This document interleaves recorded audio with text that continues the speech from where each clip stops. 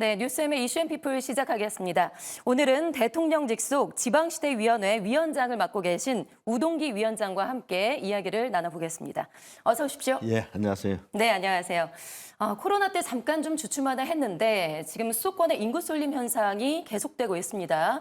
지난해 수치를 보니까요. 지난해도 전년 대비해서 10,000명이나 늘었다고 하더라고요. 그럼요. 예. 예, 이제는 정말 지방 소멸을 걱정해야 되는 그런 상당히 위험한 시기인데 현재 지방 소멸은 얼마나 심각하다고 볼 수가 있을까요? 실제로 수도권의 청년들 집중률은 코로나 때도 여전히 지속적이었습니다. 과거 예. 5년간, 길게 6년간이 과거 2배 이상의 청년들이 수도권에 집중했고요. 소멸 현상을 수치로 설명을 드려도 실감이 안 나실 텐데 전국 면 중에 인구 2,000명 미만 면이 약 한 40% 됩니다. 거의 절반 가까이 되네요. 아마 예. 2, 3년 안에 절반이 될 텐데 2,000명 이하가 되면은 면 단위의 가장 우리의 기본적인 공동체인데 식당이 하나도 없습니다. 네. 병원, 의원, 약국은 말할 것도 없고 4,000명 미만이 되면은 병원, 의원이 다 없어지는데 약국도 없는 형편이 되죠. 네, 그리고 기본적으로 생활할 수 있는 인프라가 없는 거네요. 삶의 질이 유지가 되기 어려운 예. 그런 지경이에요. 그래서 그게 가장 심각한 현상이라고 볼 수 있죠. 제가 12,000명 되는 군청에 가서 민원실에 2시간을 지켜봤는데 군청 민원실에 민원인이 한 명도 오시질 않더라고요. 네. 그런 것이 소멸을 나타내는 가장 생생한 그런 현실이 아닌가 생각을 합니다. 예, 지금 현재 수준이 40% 정도가 된다. 네. 사실 그런데 지방 소멸은 단순히 인구만 줄어드는 것이 아니라 여러 가지 또 문제점을 같이 이야기를 하잖아요.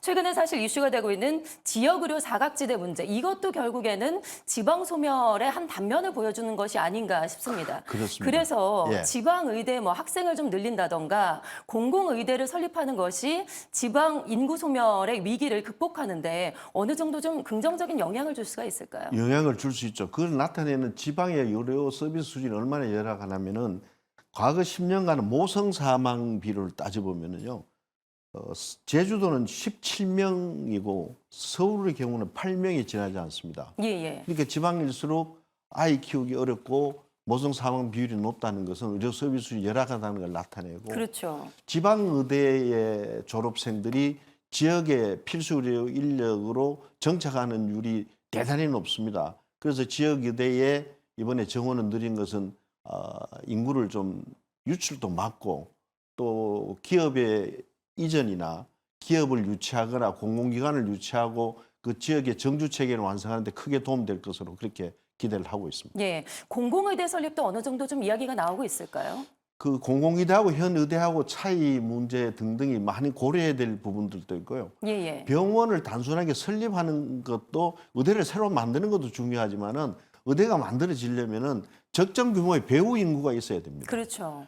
일반적인 의대의 경우에는 1,500병상 되면은 한 200만의 배후 인구가 있어야 의대가 전문성을 발휘하고 임상 실습을 할 수 있는 과를 갖출 수가 있어요. 예. 이제 그런 등등 여러 가지가 고려되어야 수도권하고 같은 삶의 질을 유지할 수 있는 의료 서비스 수준을 유지할 수 있다. 그래서 그것이 단순하게 우리 지역에 의대가 있다 없다의 문제가 아니라 이제 광역 경제권별로 이런 문제를 해결하는 방안을 정부가 모색 중에 있습니다. 네, 오늘 나온 기사를 보니까 어느 정도 이제 인원이 확정이 된 것 같습니다. 네, 네. 예, 지역 의료 우리 학생들이 좀 졸업을 해서 지역 의료 사각지대가 없도록 좀 이렇게 설치가 됐으면 좋겠고요. 예. 특히나 위원장님 같은 경우는 교육감도 역임을 네. 하셨고요. 그리고 대학의 총장도 또 역임을 하셨기 때문에 교육에 대해서는 누구보다도 진심이다, 전문가시다라고 할 수가 있겠는데 예. 이렇게 진학과 취업을 위해서 학생들이 지방의 학생들이 수도권으로 많이 쏠리게 되는데 지방 대학을 우선 살려야 될 거 아니겠습니까?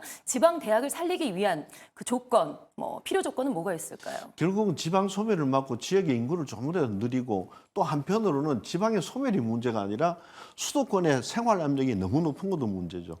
수도권이 이제는 삶의 질을 유지하기에 어려울 지경이 되었고 예, 예. 서울이 10,000원이라는 얘기를 70년대 했는데 이제는 수도권이 10,000원이 되어버려서 국가 경쟁력도 문제이기 때문에 결국은 지방의 정주 체계를 갖춰주고 산업과 인구가 이동을 해야 되는데 그런 데서 제일 필요한 것이 지방대학과 지방의료거든요. 예, 예. 그래서 우리 지방시대위원회에서 교육발전 특구라든지 지방대학의 그로컬 프로그램이라든지 라이즈라든지 해서 중앙정부가 가지고 있던 고등교육에 대한 권한을 지방으로 넘겨주는 그런 작업을 활발하게 하고 있고요.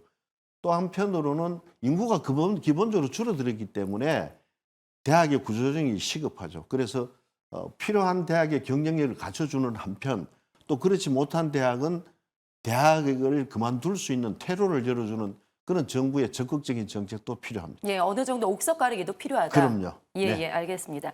최근에 지방시대위원회가 지방시대 시행 계획을 의결을 했습니다. 예. 예산을 보니까 한 42조 원 정도가 책정이 예. 됐고요. 지난해에 비해서 15% 이상이 늘었다고 예, 예. 들었어요. 예. 그만큼 정부의 의지가 담겨 있다라고도 볼 수가 예, 있겠는데. 작년 11월 1일 날 이제 지방시대 종합계획을 수립했는데 예. 이게 국가행정부 내에서 중장기 계획의 유일한 계획입니다.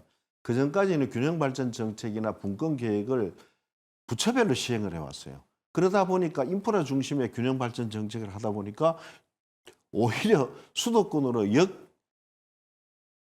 유입되는 예, 그런 예. 현상을 자아내서 이제는 교육부까지 모든 전 부처가 참여해서 균형발전 정책을 시행하는데 그 지방시대 종합계획 안에 매년 시행계획이라는 것을 발표를 하도록 되어 있습니다. 매년 시행 계획을 예, 예. 발표한다. 매년 시행계획을 발표하면서 부처가 지방 정부들이 만든 이 계획을 얼마나 어떻게 예산을 가지고 투입을 해서 지원해주고 이것을 추진할 것인가 하는 예.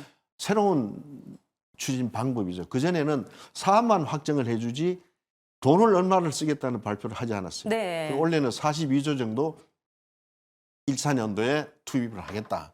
그래서 그것은 실효성은 확실히 담보가 되는 그런 계획이라고 할 수 네, 있습니다. 정부의 의지도 그만큼 강력하다고 볼 수 있을까요? 그렇습니다. 뭔가 그렇게 예, 혹시 네. 대통령께서 하신 말씀도 있을까요? 그럼요. 대통령께서는 우리가 안고 있는 공동체 문제의 큰 게 저출산하고 균형 발전이잖아요. 예, 예. 그래서 저출산 문제 해결은 균형 발전으로 풀지 않으면 안 된다. 왜냐하면 서울의 학교 출산율이 지방의 반이 되질 않잖아요. 지방의 3분의 1쯤밖에 되질 않아요. 네. 그래서 균형 발전 정책의 핵심은 교육과 의료 서비스 수준의 향상이다. 그걸 통해서 기업과 인구들이 수도권의 너무 높은 압력을 피해서 지방으로도 이전해서 삶의 질을 유지할 수 있도록 뒷받침해 줄 수 있는 그런 정책으로 나아가고 있습니다. 네. 자, 그렇다면 지방시대위원회에서 국토균형발전 측면에서 가장 중점을 두고 추진하는 정책이 있다면 어떤 게 있을까요? 역대 70년대부터 균형 발전 정책을 취해왔습니다만은 지금 윤석열 정부의 지방시대 정책은 크게 나누면 인프라 중심이라기보다는 교육과 의료 서비스 중심의 투자를 교육과 의료 서비스 수준을 향상을 시키고 그러한 기반이 갖춰진 지역에 기업이 이전할 수 있도록 하는 그 정책이 가장 큰 특색이죠. 그래서 교육 발전 특구와 기회 발전 특구를 가지고 있고 또 저출산 문제를 우리 사회가 합의를 해서 지금부터 출산 문제를 해결한다 하더라도 예. 노동력화 되려면 20년이 걸리잖아요.